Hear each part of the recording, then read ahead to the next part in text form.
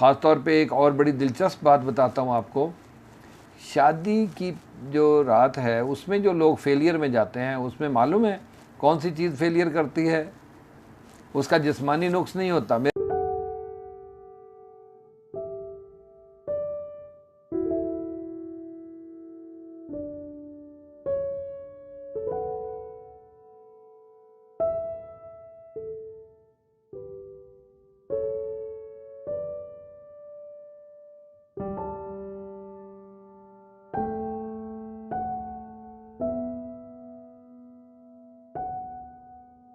अस्सलाम वालेकुम नाज़रीन, मैं डॉक्टर असलम नवीद,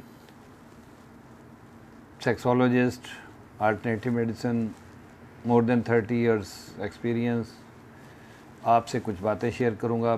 पिछली दफ़ा हमारी जो वीडियो थी वो थी इरेक्टाइल डिसफंक्शन या नामर्दी की जिस्मानी वजूहात पे, और इस दफ़ा हम बात करेंगे उसकी नफ्सियाती वजूहात, जो कि अमूमन माशरे में हमारे यहाँ मोर दैन 60-70% जो नफ्सियाती वजूहात पाई जाती हैं।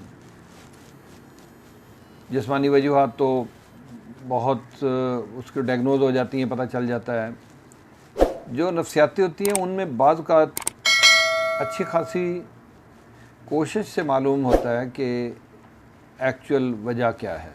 उसके लिए काउंसलिंग की ज़रूरत होती है, साइकोलॉजिकल काउंसलिंग। साइकोलॉजिस्ट इसके लिए काउंसलिंग देते हैं। तो हम आते हैं कि आखिर है क्या हमारे यहाँ, ये इस तरह से क्यों हो रहा है। इसकी सबसे बड़ी वजह यह है कि लोग गौर व फिक्र नहीं करते, सोचते नहीं हैं। किसी ने कह दिया कुत्ता कान ले गया, कुत्ते के पीछे भाग रहे हैं, देख नहीं रहे हैं कि आया वो वाकई प्रॉब्लम है भी कि नहीं है। अब आते हैं हमारे पास कि जी मनी पतली हो गई है इसलिए मुझे नमर्दी हो गई है। भाई पतली हो गई है मनी, तो उससे नमर्दी का क्या ताल्लुक़ है? वो फ्रेश जितनी है वो फ्रेश है, पतली है, वो जो पड़ी रहेगी उसमें पस सेल बढ़ते रहेंगे, डेड सेल बढ़ते रहेंगे, वो गाड़ी हो जाएगी। और गाड़ी करने के लिए किया जाता है। तो इस तरह की चीज़ें हैं। मैं सिंपल कहता हूँ कि 2 टैंकर खड़े किए हैं, एक पानी का है, एक मोबलैल का है। तो अगर वाल ख़राब है मोबलैल वाले का तो मोबलैल गिर जाएगा। पानी का वाल ठीक है, पानी पतला होने के बावजूद नहीं गिरेगा। तो वाल का कसूर हुआ, ना कि पतले और गाढ़े होने का। मैं एक मिसाल दी है। इसी तरह बहुत सारी खुद साख्ता नाकामियाँ हैं। मैं उनमें से कुछ चीज़ें गिन के आपको बताता हूँ कि एक तो खुद एतमादी की कमी। अब उसके पीछे भी एक वजह है कि जी मास्टरबेशन की थी। अब मास्टरबेशन दुनिया का हर आदमी करता है, उसी को लेकर के गिल्ट बना लिया। फिर उससे होता क्या है, खुद एतमादी में कमी आ जाती है। फिर खुद साख्ता नाकामी, खुद ही सोच लेते हैं दूसरों की सुनी सुनाई बात पे कि जी वो नाकाम हो गया, कहीं मैं भी नाकाम ना हो जाऊं। फिर होता है कि एक नाकाम तजर्बा, कहीं तजर्बा करने चल पड़ते हैं।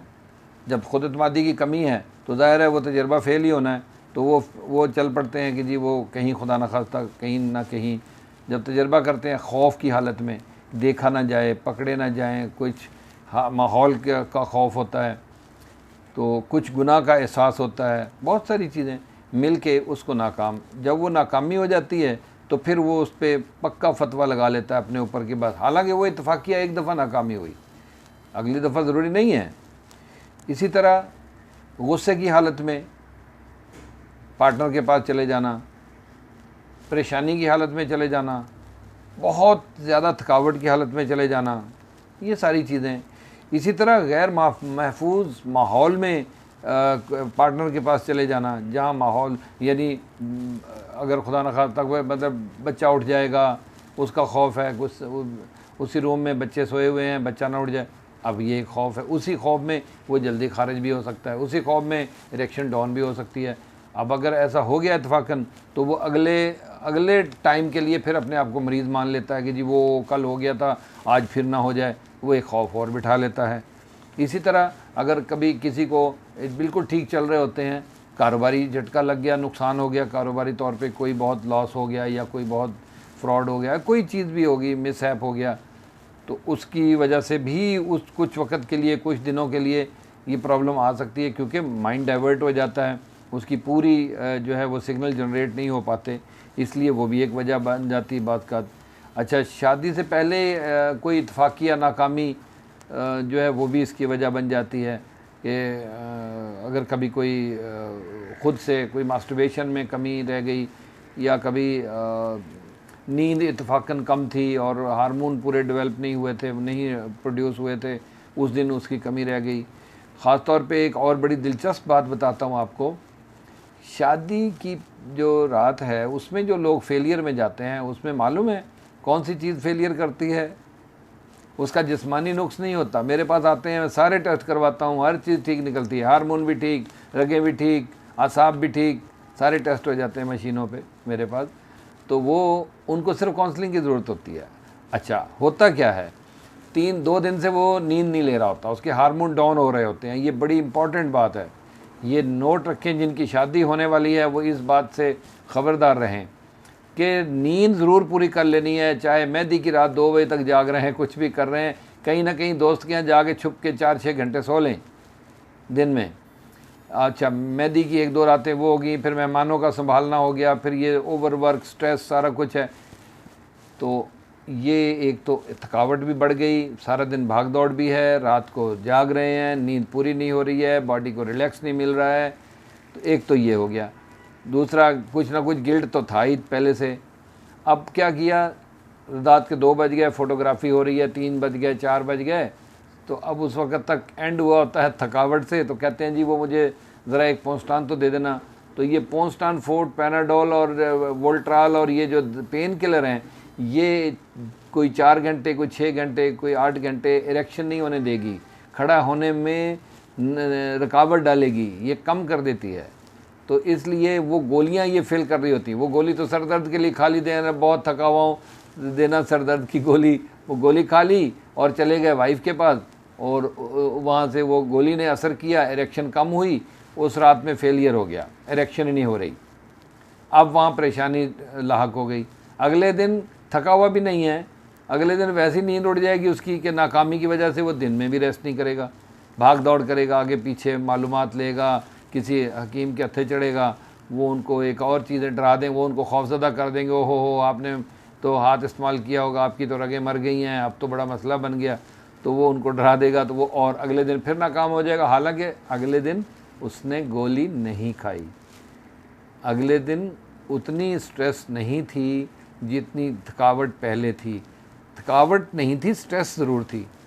तो वो स्ट्रेस की वजह से भी होता है, और वो जो एक और गिल्ट बैठ गया है माइंड में नाकामी का, तो वो उससे भी अगले दिन फिर फेलियर हो जाएगा, और ये सिलसिला फिर चल पड़ता है चेन। वो डेली फिर घर जाने से ही डरता है रात को कि ओ हो रात को फिर क्या होगा, कैसे होगा। तो ये इससे ख़बरदार रहें कि आपने ये नहीं करना कि आप उसको लें थकावट के हवाले से। अच्छा, इसी तरह फिर मैं कहता हूँ कि जो अमूमन हमारे यहाँ कहा जाता है ख़ुद लज़्ज़ती के हवाले से, उसमें भी एक मुनासिब हद तक अपने आप को रखना चाहिए।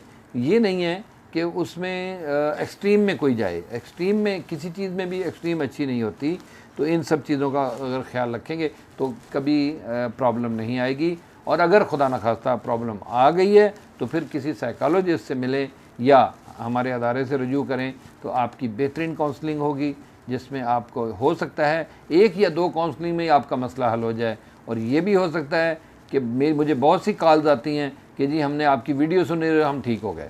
तो इसका मतलब ये था कि उनमें कोई जिस्मानी नुक्स था ही नहीं, उनका वही ज़हनी तौर पे परेशानी थी, जो कि मैं वीडियो सुनने के बाद वो उनकी हल हो जाती है और वो रिलैक्स हो जाते हैं।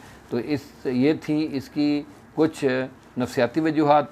आइंदा जो वीडियो हम रखेंगे उसमें इंशाअल्लाह हम लाएंगे कि इन दोनों चीज़ों को किस तरह से ओवरकम किया जाए, कंट्रोल कैसे किया जाए, नामर्दी की वजूहात को ख़त्म कैसे किया जाए, हम इसको इम्प्रूव कैसे करें। उसमें डाइट प्लान भी आ जाएगा, उसमें रेसिपीज़ भी आ जाएंगी, उसमें लाइफस्टाइल भी आ जाएगा, उसमें मेडिसिन का और थेरेपी का रोल और इन सब चीज़ों का रोल उसमें आएगा। इंशाल्लाह हम अगली वीडियो पे बात करेंगे। तब तक के लिए अगर ये वीडियो पसंद आई हो तो सब्सक्राइब करना ना भूलें, और बेल आइकन पे भी क्लिक करें, और साथ उसके कमेंट्स भी लिखें। अगर कोई सवाल डालेंगे कमेंट्स में तो मैं उनके जवाब भी आइंदा वीडियो में दे सकूँगा। बहुत शुक्रिया, अल्लाह हाफ़िज़।